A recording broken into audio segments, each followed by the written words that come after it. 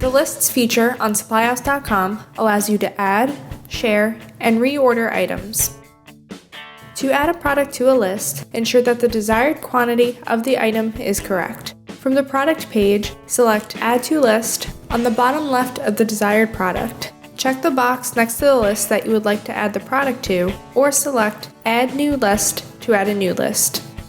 If you're signed in to your Supplyhouse.com account, you can access your lists from the Supplyhouse.com homepage.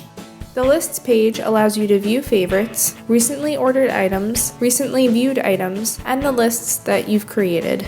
To view a specific list, select View List next to the desired list. Here, you can show pricing or hide pricing on your list and add a note that's related to the list. You can also duplicate your list, email your list, print your list with the option to hide the Supplyhouse logo and price, as well as adding your own company logo, and delete the list.